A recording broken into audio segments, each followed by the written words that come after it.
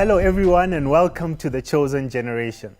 The Chosen Generation is a platform where we engage young people on issues that affect them in the church. Today we are discussing xenophobia. Xenophobia is the hatred or dislike or fear or even prejudice of people coming from different countries. Why do we have this prejudice and hatred of other people from other countries, even within the church?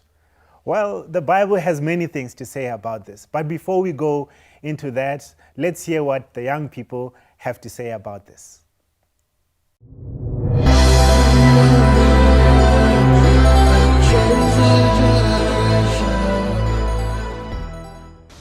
Tribalism, well, this is probably in township because most Joburg churches are extremely diverse. I'm from a northern conference. We have what we call racism, why people have even gone to the community's extent of separating themselves from the camps. There is now an English and an Afrikaans camp.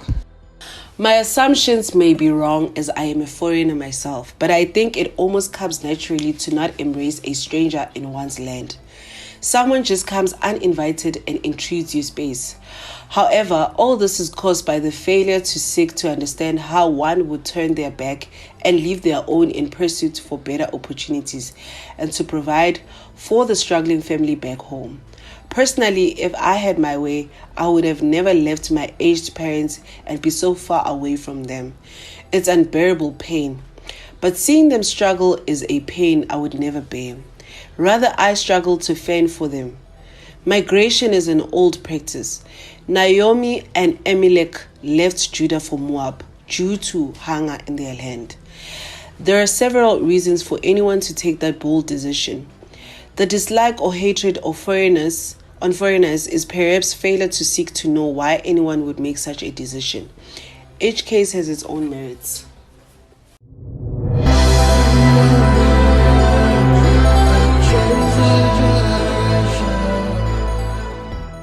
Those are the views of your peers, and you can share your views with us also. Share what you have to say. Perhaps you've got questions or issues that you want to add to the conversation. Our social media platforms are free for you. Right now, we're going to go to a break. Stay tuned. We'll be right back.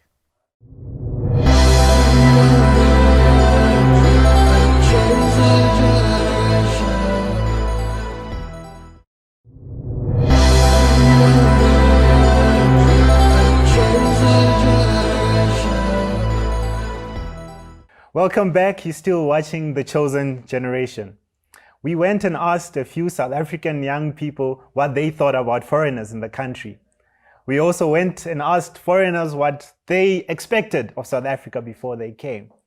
But our question for today, the one that we really want to know, is what causes this hatred and prejudice, which is now called xenophobia. And with me today, I have a distinguished guest who's going to help us unpack this issue, Brother Solomon Ashoms. And he will, share his insights with us so that we can learn more and find ways in which we can mitigate the problem of xenophobia. Let's get chatting. Brother Solomons, I want us to start at the beginning. And okay. We've already defined what xenophobia is, but I guess where I want us to look at where we really should start is looking at the nature of xenophobia, particularly in the country of South Africa. What is it and how does it play out and so forth in your experience? Well, it's everybody has a different experience. I'm Nigerian originally, okay. So Nigerian born, and I've been here for quite a while. And I have a perspective of, I'm African. All right. But there are different reasons for a lot of people why they react to other so-called foreigners, which is something I don't want to address as foreigners, okay. Because for me, as believer, as Africans, we're all together. All together, right. But everybody has their own reason. And being a local South African, that is, there's a reason why, you react in certain ways when it comes to, other African brothers from other nations. But I think, people move for different reasons. People moved, from other nations to South Africa for different reasons. And there is about, I think statistics essay said there's about 1.6 million Africans, foreigners in South Africa. And about 70% of that population are, people from Mozambique, from Lesotho, and from Zimbabwe predominantly, So when they come here, they have different reasons why they come here. Economical reasons, reasons of war, reasons of just looking for greener pastures. I came here because I was coming here to get educated in Cape Town. So everybody have their own different reasons.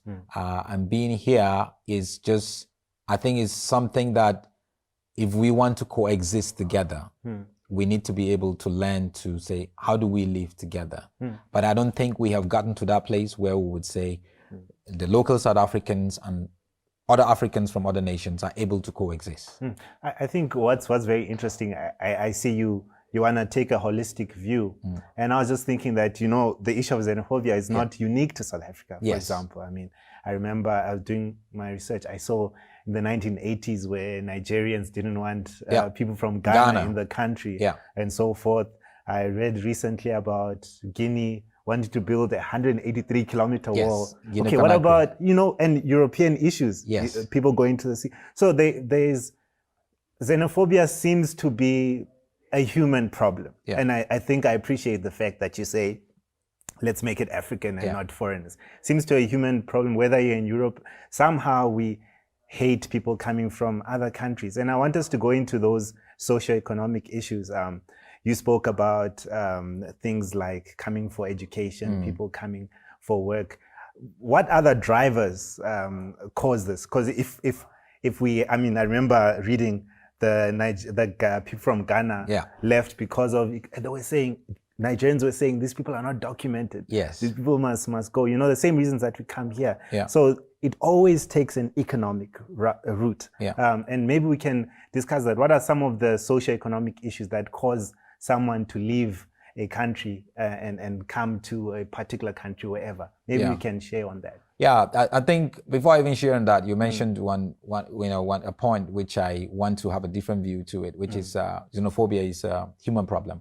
And for me, especially being a Christian, I want to see it much more than that. I want to see this xenophobia as a sin problem. Wow, all right. If we really want to go to the root of why I hate another human being, then we have to go beyond humanity. And look at sin. Anything that would make me to not treat someone who is different or who is from a different location, to treat him differently from the way I would treat my local brother. That is a sin problem. So when we go there, then we're going to be able to understand, look, hey, this thing, from biblical perspective, what is sin? How can we deal with sin? And then we can also understand both sides and say, look, it's a sin problem. So I'm not going to react to you because you're not treating foreigners the right way. I'm not going to react to you. I'm going to take it as a point. Maybe you're ignorant because sin. What if, for example, this is the argument you hear. A South African will say, but these guys from foreign countries, they have come, they have opened their shops. I have no work. I have no ways of making ends meet. Is it a reasonable demand to say, no, these people must go back where they come from because the resources are so minimal? And why me being a native of South Africa, why must I allow someone coming from somewhere else to take over? I don't think the resources are minimal. All right. I think God has given every country and every region far more than enough. Okay. It's all how we use it. Sometimes you get corruption, especially across Africa, where a few people take so much. What is supposed to trickle down and go to other people, so now we have a problem. And if you say they're coming to take our jobs, they came and there was no job there. So you created the job. Okay. So it's a question of really being creative. And I feel there's enough for everybody. I don't think God will bring people together from different nations and just let them starve. But I feel there's enough for everybody. And going back to your first question, the socio-economic reasons why they come, why somebody will live there where they come from. I think for different people, if you talk to somebody from the DRC, Congo DRC, they will give you a different reason. Someone from Zim, they will give you a different reason. Someone from Nigeria or from Ghana, they will give you a totally different reason, you know. And if you look at Nigeria in itself, for some people, it's a question of just trying to run away from religious oppression.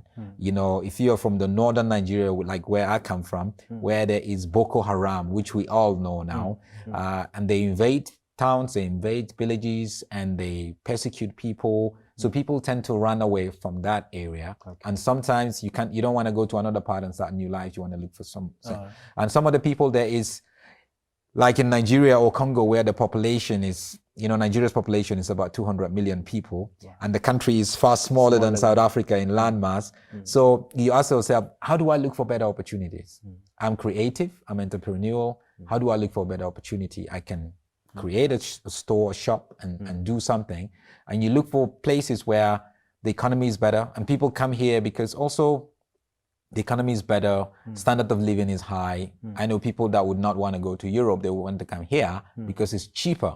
You can get some sort of a great standard of living here compared to Europe for less, cost. Yeah, less cost. I think maybe if I can come in there, there's another issue that people raise. They say, particularly you coming from Nigeria, they say, no, Nigerians are coming to sell drugs, they're going to destroy the community and so forth. My people. Yeah. So how do you deal with that, issue where people are saying, but these are not desirable people. They're coming to destroy the social fabric of our society. How do we deal with that? I think I want to be very honest. There are Nigerian drug dealers. Okay.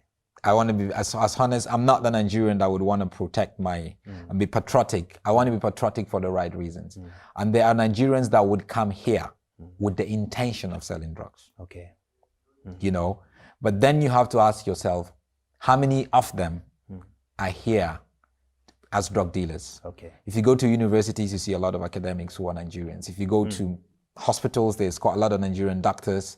If you go to school, you would see quite a lot of Nigerians there. So it's just the little percentage that are there. And they have a global network, not just drug dealing, but they also have there's the 419. I don't know if you know about the 419 syndrome. I'm not sure some of you guys have received, emails saying, I lost my dad and there's this $70 million, wherever.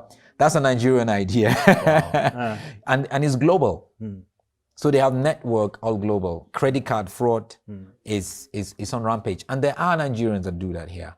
And in as much as there are Nigerians that do that here, there are other nationals that also do that there. Right. And the Nigerian would need a cooperation of the locals for him to be able to execute that. And we don't have a drug problem in Nigeria. We don't have a drug problem. We don't even have alcohol problem. So you can imagine, where is this drug from? For Nigerian, drug dealing is just business. Okay. So coming here, they would have to work with maybe some Eastern European who is the main boss. All right. They're just in the middle, and then you get the runners that would take it to the corners of the streets and all that kind of stuff. Yeah. Wow. Okay. That's really interesting how the network is going on. But as you have said, it's all about survival. People are just trying to survive. But I want to come back to an issue you raised about the issue of sin. And when I want to take this to the church context. Yes. I mean, sin, the church should have a monopoly on this issue per se. Why do we find that there is still xenophobia within the churches? What are your views on that issue? There's quite a lot of it. I think because we come with our cultural differences. We come with our mindset, with our history. All right. I want to stop here because I want us to actually go deeper into this, and we're running out of time. We will take it up from this point. Let's just go to our viewers at home. You've heard what our brother has said. If you have your own views, share your views with us on social media. We'll be right back after the break, and we'll have more in store for you. Stay tuned.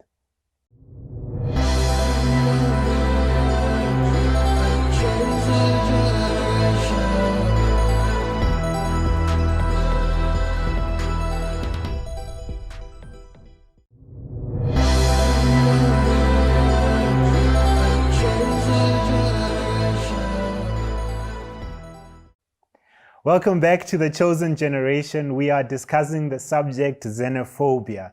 And specifically, we want to know why the prejudice and hatred still continues within the church. We'd like to ask you, our viewers at home, to share your views with us on social media. The hashtags on the screen. Let us know what are your views on the issue of xenophobia. Let me come back to you, Brother Solomon.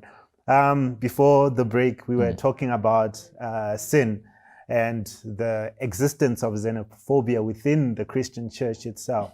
Maybe we can explore that a bit more.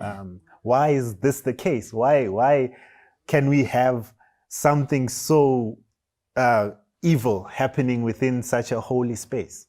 Yeah, I think for me, sin in itself is disobedience to God. To God, all right. Disobedience to the ways of God, to the principles of God, to the values of God. So the moment we begin to sin, we are not behaving or acting like God. All right. Our choices are not like God. But we all want to be on God's side. Every day we do our best and we try our best. And I think we can look at the life of the Israelites especially, because they were a nation that from Abraham, when he said, look, leave your father and your mother and I will take you to a nation, they kept moving, from places to places before they even got to Egypt and all that. And Deuteronomy 19 was very clear, actually, that if you don't give justice to foreigners, you are cursed.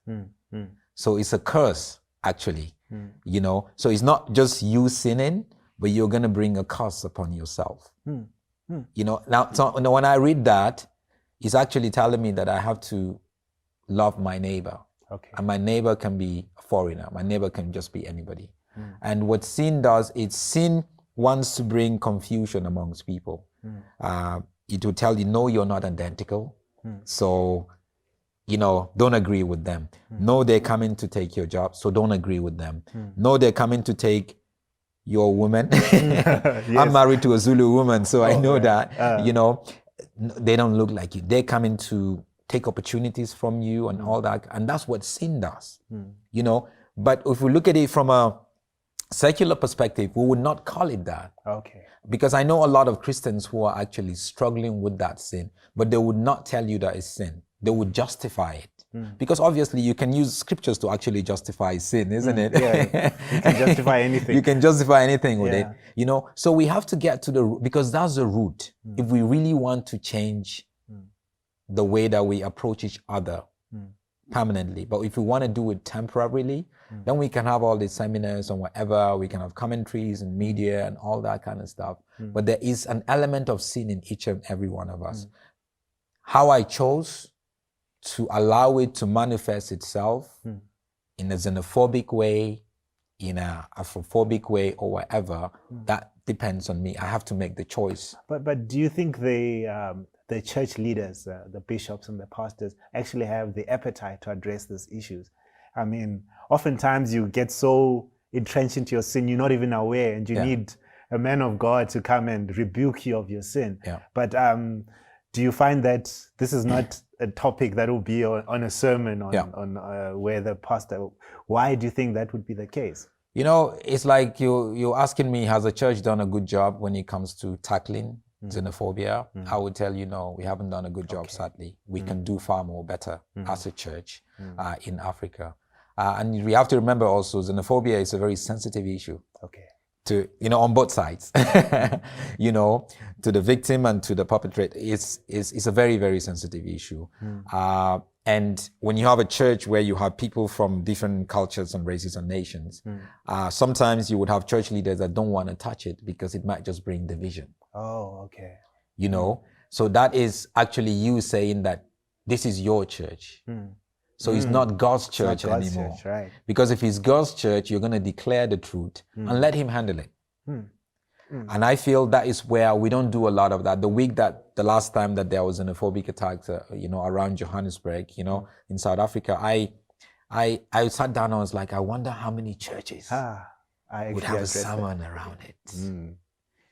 Because that was a great opportunity for us to really say, hey, each and every one of us, we may find ourselves in this situation. What are we going to do? And if us Christians are still struggling with xenophobia, so how about non-Christians? and you see where the problem is.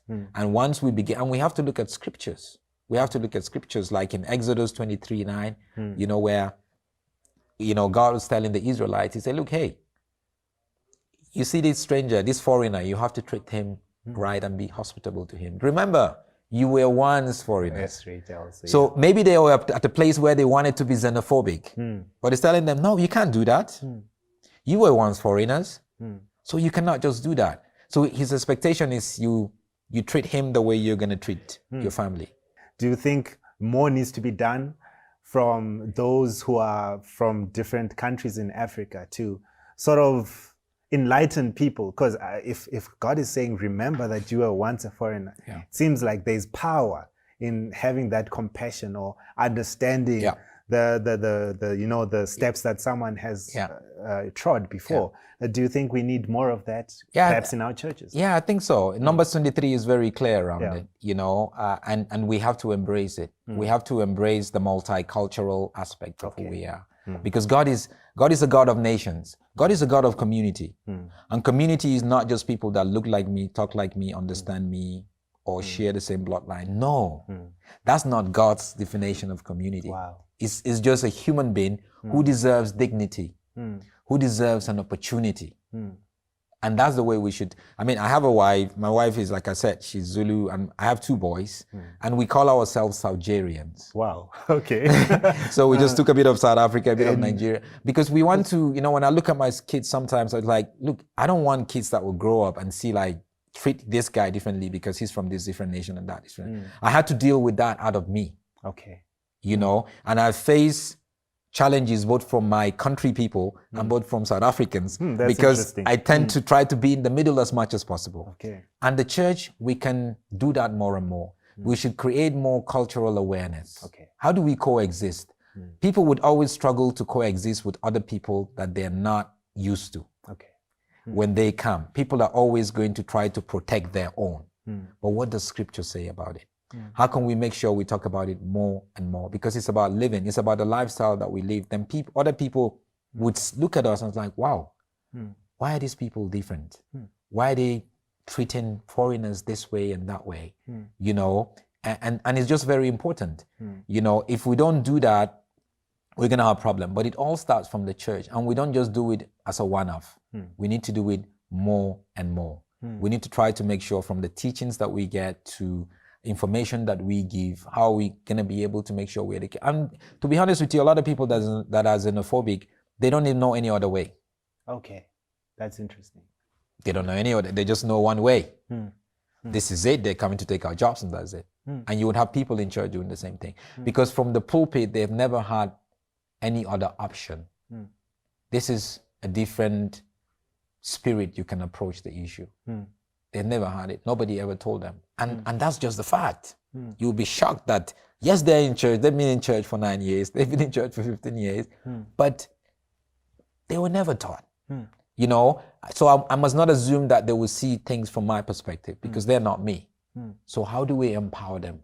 How do we say, hey, there's a different way you can look at this? Because the more I do with one person, the more they can go and teach another person and teach another person and gradually. I think that's the point. What role can the church play to sort of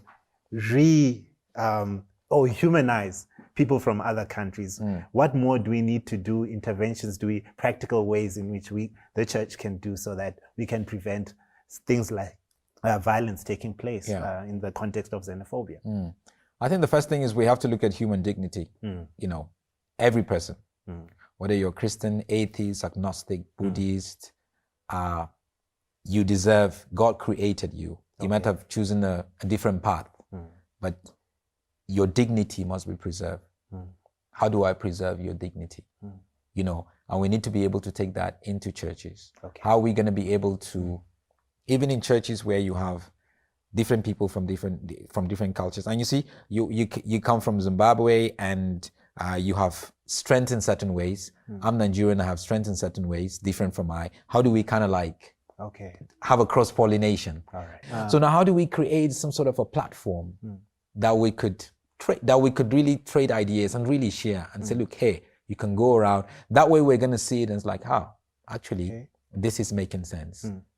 How do we make sure that we get to a place where when it comes to areas of just looking at each other and valuing each other, when we hear anything that we begin to say, how do we deal with it? Especially when we know it's coming from a place of sin, but now showing up as xenophobic. We need to create seminars. We need to create platforms where people could be open, because some people would have some sort of dislike for certain things, but they're not going to be open because it's a very sensitive. But how do we be open? Because Christianity is all about transparency. All right. That's very interesting. We've actually come to the end of the show. There's so much we could have. I feel like we've just scratched the surface. We could have gone more. One of the issues that are going to be taken seriously in the issue of judgment is the issue of foreigners and how we treat them. And even more instructive, he says that when you do these good things to these people, you have done them to me.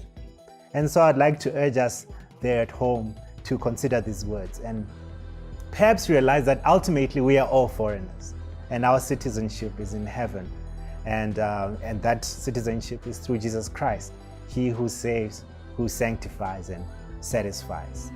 I'd like to encourage you at home to continue the conversation. Next week, we'll discover more issues on another topical issue, and we ask you to join us next week. Thank you so much for being part of us. This was The Chosen Generation.